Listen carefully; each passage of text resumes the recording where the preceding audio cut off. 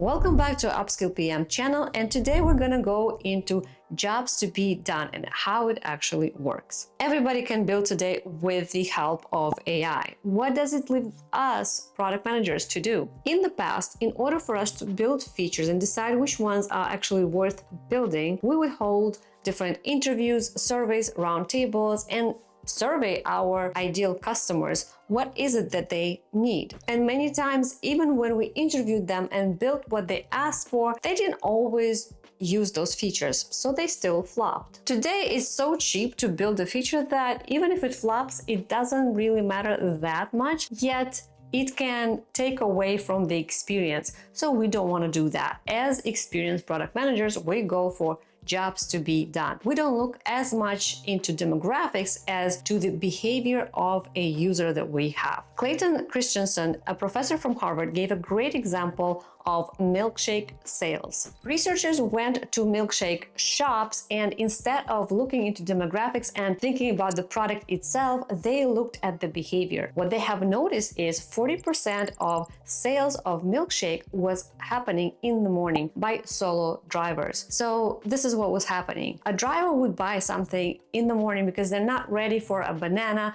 they're not ready for a full meal, and bananas and other fruit get dirty even if you get like a sandwich or something. And what they would do, they would buy that milkshake. So they would drive with one hand and drink the milkshake. This is the behavior that was happening. The difference is we don't care about who our customer is, we care about their behavior and what they want and what they care about. Customers don't care about your new AI feature. They care if your product is taking them to the next level and gets their job done, if they are seeing the progress in their own work. But truth be told, this is lazy. What really helps is situation, motivation, and outcome. So this is what we are diving into.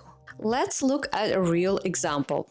Let's take Zoom. The situation would be when I'm working remotely and I need to connect with my team to get the job done. Motivation. I want to instantly share my screen with my team and show them the progress and where I need feedback in an easy way. And the outcome would be so that I could get the feedback right away and get the job done so I don't have to do it late at night. In this framework, you give the entire story and use case. Whenever a customer switches from one product to another, it's usually because of the four forces that pushed him or her to do it. Because usually we don't tend to love to switch products. First, the pressure of present. For example, the spreadsheets keep crashing and I can't get my job done. 2, the pull of the new. Wow, this tool is looking so beautiful and gets my data right into this presentation. 3, the anxiety of the new. What if I switch and then I lose some of the previous files? And 4, the comfort of the old. Yes, Excel spreadsheets crash, but at least I am used to it. I know how it works. What does it tell you as a product manager?